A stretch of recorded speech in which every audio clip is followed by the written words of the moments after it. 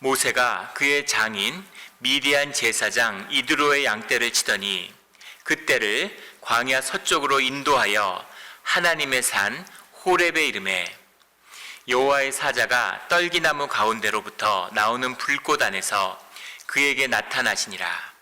그가 보니 떨기나무에 불이 붙었으나 그 떨기나무가 사라지지 아니하는지라. 이에 모세가 이르되 내가 돌이켜 가서 이 큰 광경을 보리라. 떨기나무가 어찌하여 타지 아니하는고 하니 그때 여호와께서 그가 보려고 돌이켜 오는 것을 보신지라. 하나님이 떨기나무 가운데서 그를 불러 이르시되 모세야 모세야 하시매 그가 이르시되 내가 여기 있나이다. 하나님이 이르시되 이리로 가까이 오지 말라. 내가 선 곳은 거룩한 땅이니 내 발에서 신을 벗으라. 또 이르시되 나는 내 조상의 하나님이니 아브라함의 하나님, 이삭의 하나님, 야곱의 하나님이니라.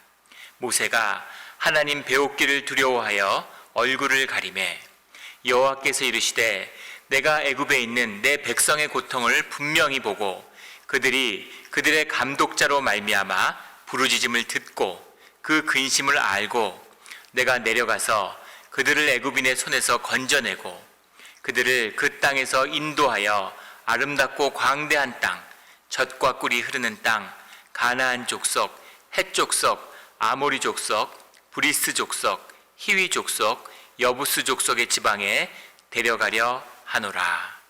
아멘.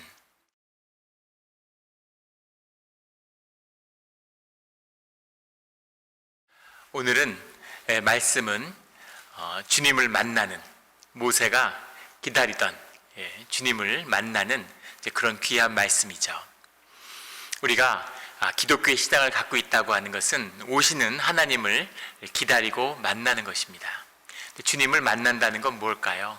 주님을 만난다는 것, 영이신 주님을 우리가 어떻게 만나며 우리가 만난다는 건 무엇일까 하는 것이 오늘 말씀의 도전이죠. 오늘 말씀을 통해서 주님을 만나는 우리의 마음의 준비가 되는 그런 귀한 시간이 되기를 예수 그리스도의 이름으로 축원합니다. 오늘 본문의 말씀 3장 1절부터의 말씀은 이렇게 시작합니다. 모세가 그의 장인 미디안 제사장 이드로의 양떼를 치더니 그떼를 광야 서쪽으로 인도하여 하나님의 산 호렙에 이르매. 아라비아의 광야에서 이 장인의 양떼를 치는 모세의 삶이죠. 마흔이 될 때까지는 왕자로 자랐습니다. 세상의 권세와 모든 걸 다 누리고 거의 신의 반열에 이르는 그런 애굽의 궁전에서 이런 바로의 아들로 자랐죠. 그런데 이제 거기서 떠나서 자기의 애굽 사람들 속에서 고통받고 있는 히브리 사람을 구해주려고 했던 그런 모세의 진심이 히브리 사람들에게 외면받고 애굽으로부터도 버림받고 그리고 히브리 사람으로부터 버림받은 그런 모세가 처갓집, 우리 옛말에 겉벌이 서말만 있어도 처가살이는 안 한다 이런 말이 있는데 40년간 처가살이를 한 거죠. 몸과 마음이 다 지칠 대로 지친 모세가 이 장인의 양떼를 치다가 호렙에서 하나님을 만나는, 삶의 가장 낮은 자리에서 주님을 만나는 이야기죠. 한없이 약하고 연약해진 모습 속에서 주님을 만나는 이 장면의 이 이야기는 비단 우리 신앙의 사람들뿐 아니라 인류의 역사에서 역사학자들이나 문화인류학자들, 사회학자들, 종교학자들이 인류의 역사에서 가장 중요한 한순간을 꼽으라고 한다면 바로 모세가 호렙산에서 주님을 만나는 이 순간이다라고 꼽을 만큼 역사적으로 온 인류의 역사에 있어서 가장 중요하고 의미 있는 사건이라고 그렇게 기록합니다. 그 이유는 다신교와 그런 애니미즘이 판치던 그런 인류의 역사에서 유일신이라고 하는, 여호와의 유일신이라고 하는 것이 인류의 역사에 등장한 이 유일신을 믿는 시장이 인류의 역사를 바꿨죠. 완전히 바꿨습니다. 과학혁명이라고 하는 것도 세상의 모든 섭리를 하나의 섭리로 이해하려고 하는 사실은 유일신앙의 유산이죠. 그런데 모세가 하나님을 만나는 이 사건은 요셉과 함께 하셨던 주님이 400년의 시간이 지나서 다시 이 땅에 찾아와서 모세를 만나 주시는 사건이에요. 오늘 본문의 말씀은 아마 교회를 다니시면서 적어도 한 수십 번, 100번 이상 만나게 되는 말씀이었을 겁니다. 이 말씀의 그 깊은 뜻을 이루 다 뭐라고 다 나눌 수 있겠어요. 그런데 오늘 말씀에서 특별히 우리에게 도전이 됐던 말씀은 왜 모세였냐는 겁니다. 왜 모세였을까요? 말라기에서 말씀이 끊어지고 예수 그리스도가 메시아로 다시 말씀이 돼서 오실 때까지 400년이 있어야 됐죠. 그리고 요셉을 만났던, 요셉에게 약속했던 주님, 아브라함의 하나님, 이삭의 하나님, 야곱의 하나님이 다시 이 땅을 찾아주시는데, 다시 말씀을 이 땅에 허락하시는데 다시 400년이 필요했습니다. 그 긴 시간의 의미는 무엇이며 왜 모세였을까? 왜 모세였을까 하는 거죠. 모세 개인에게 특별한 것이 있었을까요? 400년 만에 모세 같은 사람은 나오지 않는데 정말 400년이 지나서 모세와 같은 사람이 처음 나온 것일까요? 모든 주님의 뜻 가운데서 주님이 이루어 가시는 일이죠. 그런데 왜 모세였냐는 겁니다. 모세가 오늘 호렙산에서 여호와를 만나는 그 장면이 2절에 나오죠. 여호와의 사자가, 우리 여러 번 나눴던 성경 공부하면서 여호와의 사자라고 하는 것은 주님의 임재를 상징하는 거죠. 주님의 임재가 그 땅 가운데 있다는 겁니다. 떨기나무라고 해석된 하세네크라고 하는 말인데, 아카시아 닐로티카라고 하는 그런 덤불류의 그 나무라고 하죠. 가시덤불, 뚜런부시라고 해석하는 가시나무입니다. 그 가시나무 가운데로부터 나오는 불꽃 안에서 그에게 나타나신지라, 타는 불로 주님의 임재를 보게 되는 거죠. 만나게 되는 겁니다. 떨기나무에 불이 붙었으나 그 떨기나무가 사라지지 아니하는지라, 주님의 임재 가운데 나아가는 것이죠. 불이 붙었, 그 떨기나무가, 가시나무가 상징하는 것은 고통이라는 것을 우리 일일 묵상에서도 나눈 적이 있습니다.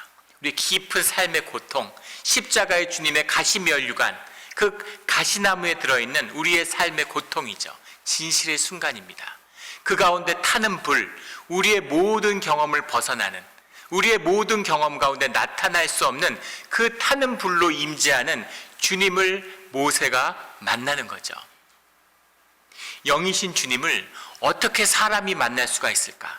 어떻게 인간의 이 경험 안에, 육신의 경험 안에 주님이 찾아오시는 것을 우리가 경험할 수 있는 걸까 하는 거죠.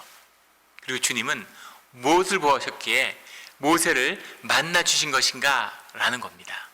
주님은 무엇을 보셨을까?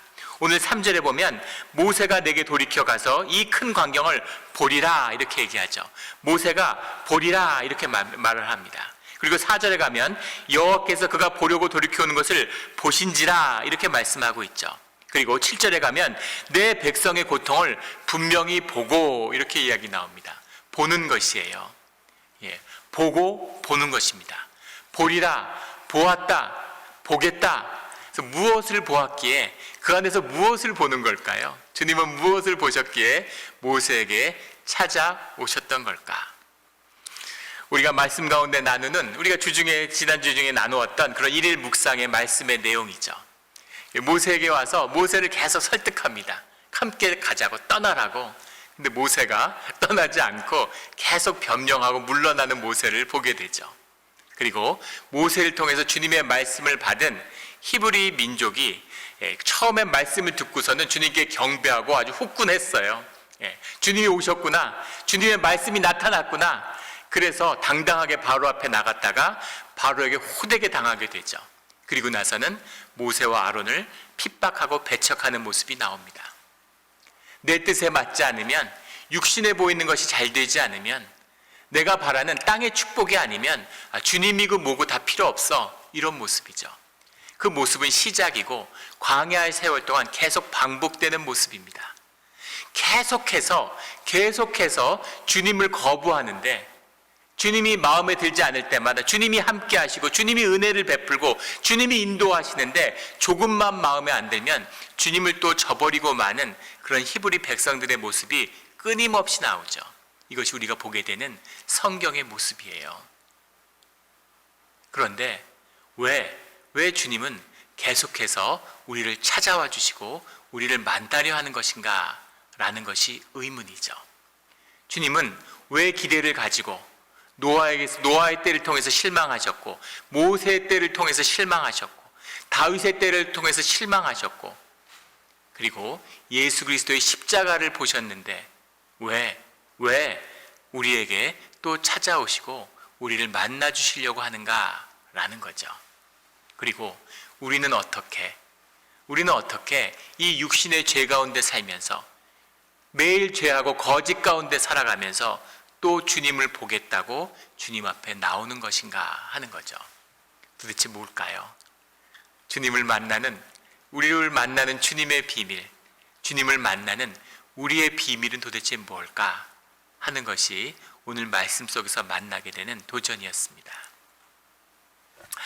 예전에 한 집사님이 교회에서 제가 전도사로 섬길 때인데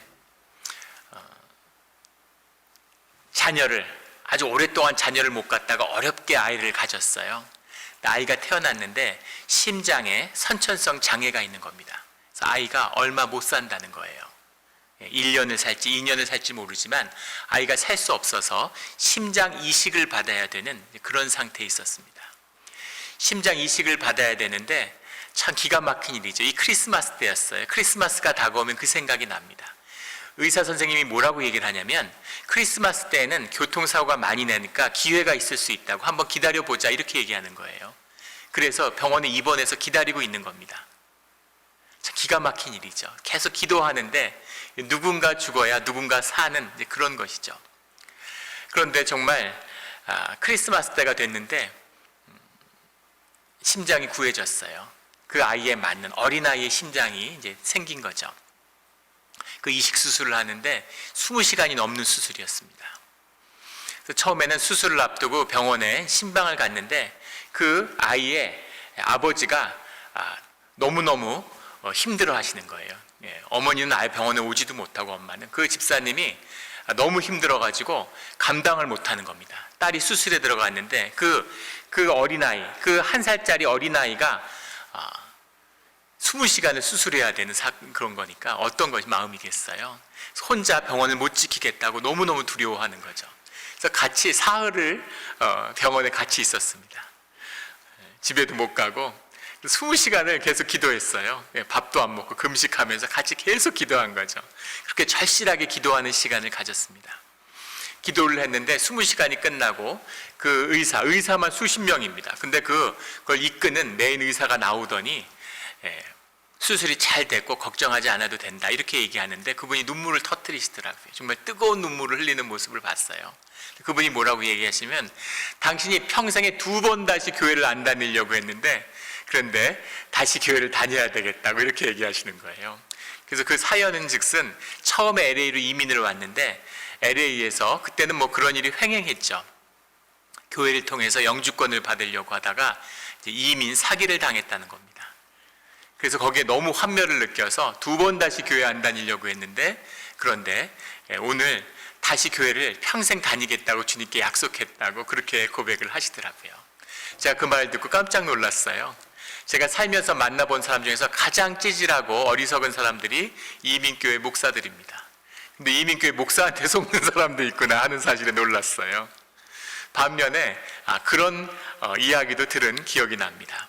우리가 협의회라고 지역의 목사님들하고 어울리다 보면 목사님들이 이민교회를 하면서 많은 희로애락이 있죠. 한 목사님이 그런 이야기를 하세요. 비슷한 이야기죠. 예전에 한 가정이 이민을 왔는데 다 어려운 시기니까 부부가 열심히 일을 했는데 일을 해도 어떻게 희망이 보이지 않는 거죠. 그래서 영주권이 꼭 필요하니까 그 영주권을 교회를 통해서 해줬다는 거예요. 지금은 법적으로 불가능하지만 옛날에는 성경교사, 반주자 이런 분들도 전부 지휘자도 교회를 통해서 영주권을 받을 수 있었죠. 영주권을 해줬는데 완전하게 적법하지는 않지요. 좀 편법입니다.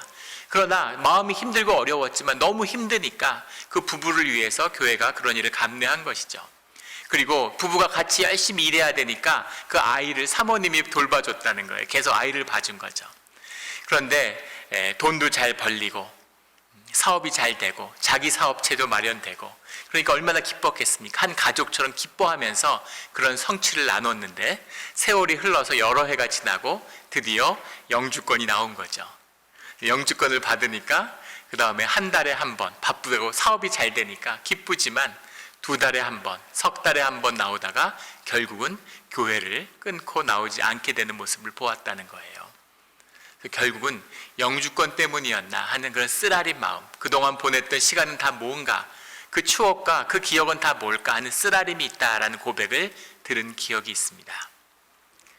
비슷한 이야기죠.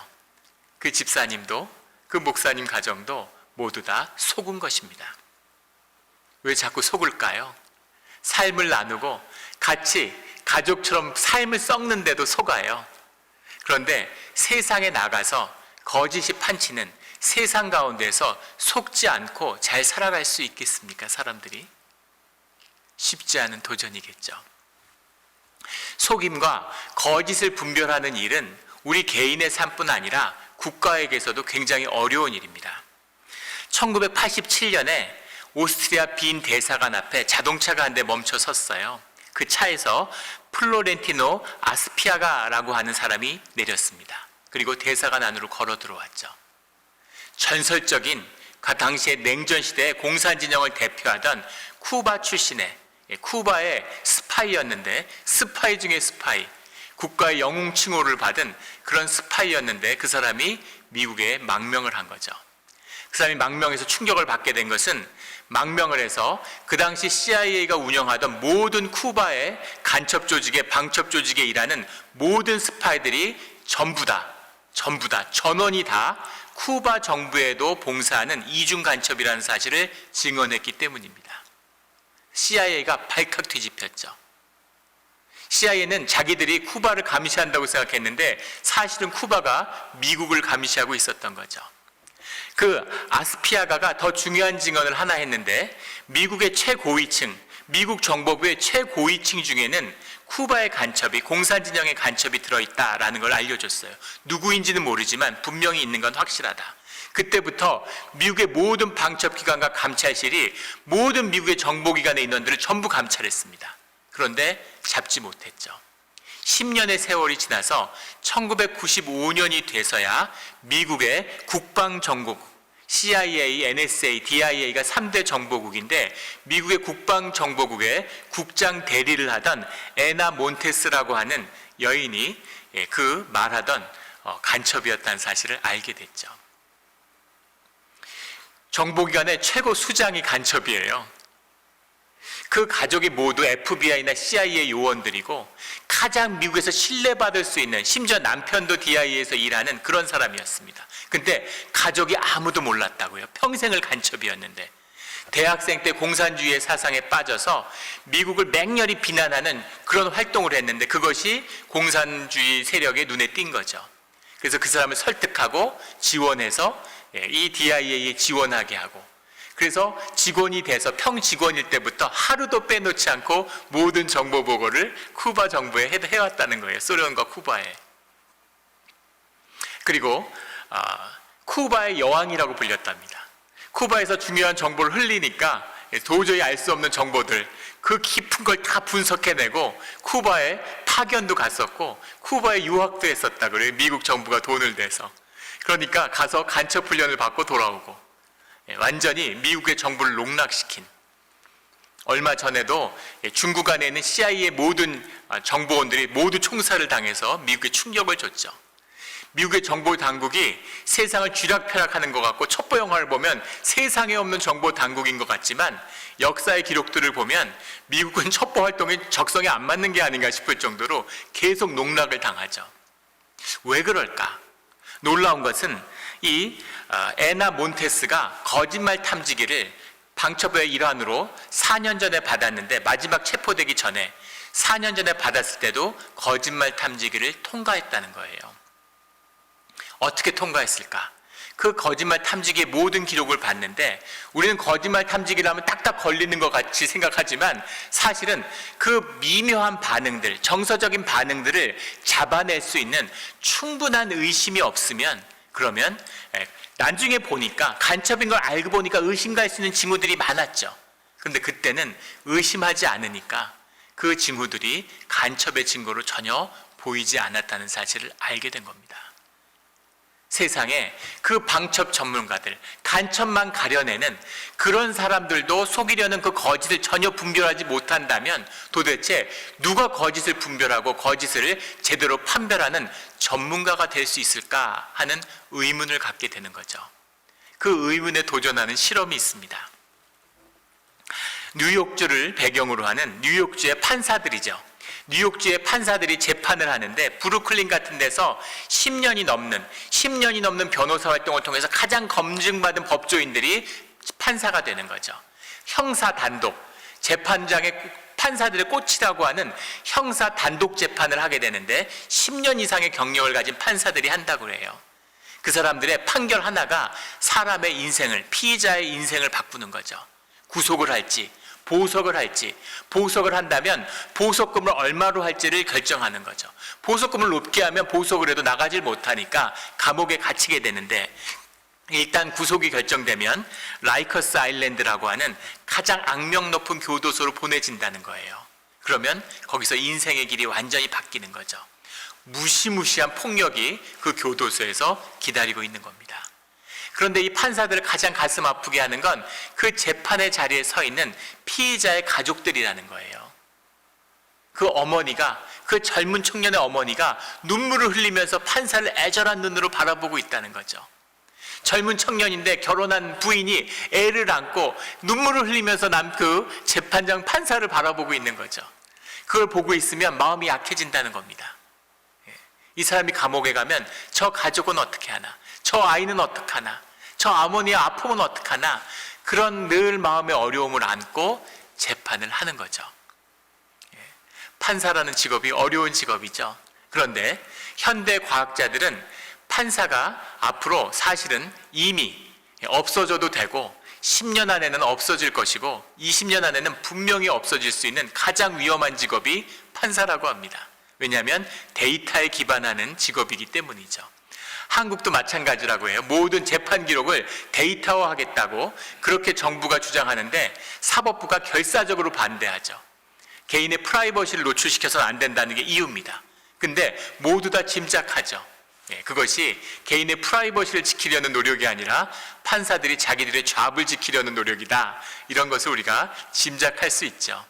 그런데 진짜로 판사들이 제대로 판결을 하는지, 그것이 AI보다 컴퓨터보다 더 나은지를 판가름하는 중요한 실험이 미국에서 있었습니다.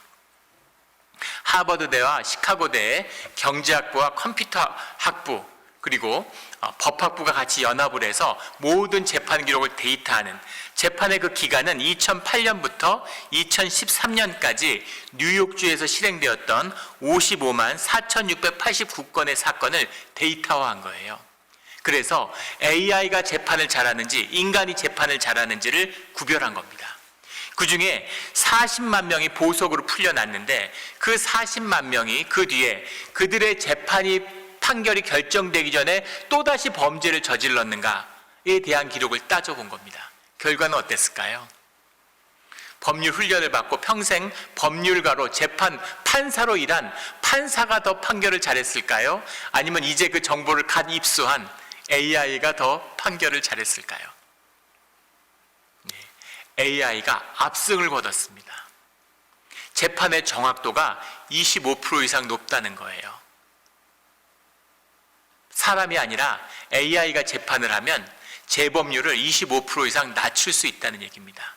그 안에는 더 무서운 정보가 들어있는데 AI가 고위험군으로 구분한 4,000건의 사건이 있는데 절대로 보석을 해주면 안 되는, 이 사람들은 풀려나면 바로 범죄를 저지르기 때문에 절대로 풀어줘서는 안 된다고 특정한 4,000건의 사건에 대해서 인간 판사들은 2,000명, 그 중에 절반을 풀어줬다는 겁니다.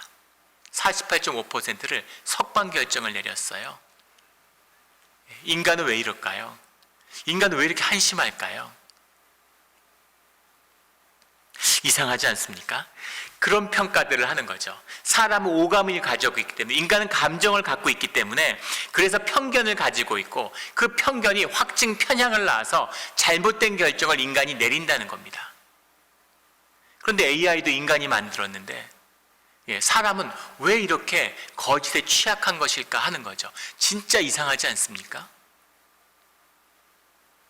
만약에 인간이 세상을 살아오는데 계속 진화되어 왔다면, 세상의 거짓과 거짓말하는 사람들 사이 속에 살아가는데 거짓을 잘 분별하고 거짓에 속지 않는 사람들이 성공하고 살아남지 않았겠어요? 그리고 거짓을 보는 눈이 발달하고 거짓을 잘 알아채는 사람, 거짓에 대한 민감성이 높은 사람들이 결국은 다수종이 돼서 그런 능력이 뛰어난 인간들이 세상을 차지하고 있어야 되지 않겠습니까? 그런데 왜 진화를 해왔다면 그런 세상 가운데 사는데, 거짓 가운데 살아오는데 인간들은 거짓에 왜 이렇게 취약한가 하는 거죠. 왜 거짓에 맥을 못 추고 계속 속느냐는 겁니다. 그 이유가 뭘까요? 그 이유가 뭘까요? 신기한 것이죠. 그래서 인간 속이기 연구를 하는 장르가 생겨난 겁니다. 왜 인간은 잘 속는가? 인간 속이기의 문제가 무엇인가 하는 실험을 하는 거죠. 수많은 실험이 있는데 팀 러바인이라고 하는 심리학자가 한 실험이 유명합니다. 어떤 실험이냐면, 사람 둘을 앉혀놔요. 한 사람과 두 사람이 짝을 지어서 시험을 봅니다. 필기 시험을 봅니다. 근데 한 사람은 실험 대상자고 한 사람은 협력자죠. 앞에 하는 시험 감독도 실험을 협력하는 사람이에요. 뭘 관찰하는 거냐면, 시험을 보는 주간에 시험을 감독하는 사람이 슬쩍 자리를 비키고 나가죠. 그럼 옆에 있던 사람이 그 사람을 유혹해요. 야, 시험 감독관 앞에 있는 봉투 안에 답안지가 들어있는 것 같아. 우리 같이 컨닝하자. 이렇게 얘기하는 거죠. 그러면서 돈을 슬쩍 보여주는 겁니다. 컨닝을 같이 하면 거기에 대해서 내가 보상할게 라는 암시를 주는 거죠. 그러면 컨닝을 할까요, 안 할까요? 컨닝을 할까요, 안 할까요? 신기하게도 100% 다 컨닝을 할 것 같지만 30%만 컨닝을 한다는 겁니다. 70%는 컨닝을 거부하고 그 중에 30%만 컨닝에 협력을 한다는 거죠. 부정행위에 협력을 한다는 거예요. 그리고 나서 실험이 시작되는 거죠. 사람들을, 시험 본 사람을 다 불러 모아서 시험 뒤에 물어보는 겁니다.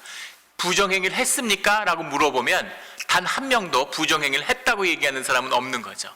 다 그럴 때 정직하게 네, 사실은 부정행위를 했습니다 이렇게 얘기할 사람이라면 부정을 하지 않겠죠. 그래서 100% 다 부정을 하지 않았다고 얘기하는데, 실험의 핵심은 무엇이냐면, 부정을 하지 않았는데 부정을 하지 않았다고 얘기하는 사람과 부정을 했는데 하지 않았다고 얘기하는, 거짓말하는 사람과 참말을 하는 사람을 22명씩 찍어서 그 동영상을 보고 44명을 보고서 거짓말하는 사람을 찾아내는 실험을 하는 거예요. 거짓말 실험하는 사람을 찾아내는데 그 확률이 우연보다 낮다는 거죠. 어떤 사람은 그 조건, 상황, 그 사람이 살아온 삶, 그 사람이 전과자라면 의심가지 않겠어요? 모든 걸 다 따지고 그 사람의 표정이나 말투나 그걸 따져서 면밀히 따져가지고 저 사람은 거짓말이야, 저 사람은 참말이야 하고 나눴는데 그 결과가 50%에 수렴된다는 거죠. 50%에 수렴된다는 건 동전 던지기가 똑같다는 얘기예요. 아무 의미가 없다는 겁니다. 데이터의 의미가 없다는 얘기예요. 동전 던져서 앞면, 동전 던져서 뒷면, 이거 똑같아. 뉴욕주의 판사들이 수십 년 훈련받은 법률 전문가들인데 그들의 판결 기록을 보면 기록 안 하고 재판 안 하고 그냥 길에서 동전 던져서 야 석방, 야, 얘 구속, 얘 석방, 얘 구속, 그거하고 똑같다는 얘기죠. 그러려면 뭐하러 실험을 하고 뭐하러 재판을 합니까? 어떻게 이렇게까지 인간들이 어리석을 수가 있는가, 충격적인 거죠. 왜 거짓을 분별하지 못할까요, 인간은? 놀라운 실험의 이면은 무엇이냐면, 그 실험을 반복하다가 발견되게 된 것은 거짓과 진실을 섞으면 사람들이 거짓을 분별하는 데는 어리석지만 진실만 보여주고 거짓만 보여주고 나눠서 실험을 하면 진실을 분별하는 데 인간이 아주 뛰어나다는 거예요. 인간이 참말을 하는 사람들만 쭉 보여주면 그것이 참말이라고 그걸 찾아내는 데는 엄청나게 높은 비율을 보인다는 겁니다. 의심을 안 해요. 인간은 기본적으로 의심을 하지 않는 존재라고 하는 것을 보게 된 거죠. 그것을 결론에서 만든 이론이 뭐냐면 Truth Default Theory라고 하는 것입니다. 사람의 기본값이 진실이라는 얘기죠. 사람은 누구나 누군가를 대할 때 어떤 존재를 대할 때 믿도록 우리가 프로그래밍 되어 있다는 거예요. 일단은 믿는 겁니다. 믿는데 의심이 들어요. 믿는데 확신이 흔들려. 의심이 쌓여서 나중에 확신이 뒤집어질 때까지는 믿는다는 겁니다. 사람이 누구를 대할 때 기본적으로 믿음으로 대하게 만들어져 있다는 거죠. 인간은 왜 이럴까요? 맨날 속고 살면서, 우리 이민 와가지고 사업하시고 그러면서 다 몇 번씩 속아보셨잖아요. 수도 없이 속았지.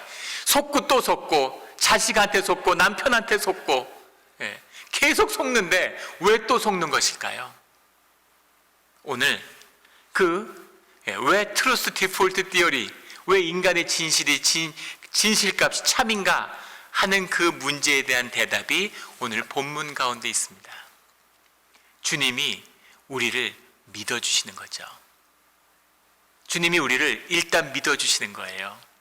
우리가 예배 가운데 참 예배를 드리겠다고 찾아오면 주님이 지난주까지 속으셨는데 다시 한번 마음을 열고 우리를 믿고 찾아와 주시는 거죠. 이것이 주님의 모습입니다. 그리고 주님의 형상에 따라 만들어진 우리의 실제죠. 우리의 본질, 우리가 하나님의 형상에 따라 만들어진 우리 인간의 비밀은 믿음이라는 겁니다. 진실을 믿어주려고 하는, 본 모습을 믿어주려고 하는, 한번 믿고 싶은 그 믿음이 우리 가운데 있는 것이죠. 주님이 우리를 왜 이렇게 만들었을까요? 거짓된 세상을 살아가는데 왜 우리를 이렇게 잘 믿도록 만들었느냐는 겁니다. 그 이유가 뭐겠어요? 주님을 만나면, 가시나무, 떨기나무 가운데 타는 불을 만나면 그 가운데서 주님을 만나야 하기 때문에 우리를 이렇게 만드신 거죠. 그 말씀을 들으면 그 말씀을 믿어야 되기 때문에 우리를 이렇게 만드신 겁니다. 보이지 않는 영, 그 영이 함께하는 말씀, 그 말씀을 진리라고 받아들이고 믿고 살아가는, 그것이 이 거짓된 세상을 살아가는데 더 중요한 삶의 길이고 진리이기 때문인 거죠. 이 진실이 우리의 길입니다. 믿는 것이죠. 믿고 속고, 믿어서 속았지만 우리가 주님을 믿을 때 그 진실값, 하나님이 주신 형상의 비밀이 우리 가운데서 피어나는 것입니다. 우리를 믿어주시는 주님, 그 주님을 믿는 우리 모두가 되기를 예수 그리스도 이름으로 축원합니다. 기도드리겠습니다. 하나님 아버지, 감사합니다. 주님이 우리에게 믿음을 주시지 않았으면, 주님이 우리를 믿어주시지 않으면 우리가 어떻게 주님을 만날 수 있겠습니까? 주님, 끊임없이 주님을 실망시키고 속였지만 우리를 믿어주시는 주님, 감사합니다. 우리가 자녀들에게 실망하고 또 실망하지만 자녀들을 끝까지 믿을 수 있는 것이 주님이 우리에게 주신 믿음이고 사랑인 것을 알겠습니다. 주님, 우리가 주님을 믿고 살아가기를 원합니다. 우리가 주님을 믿습니다.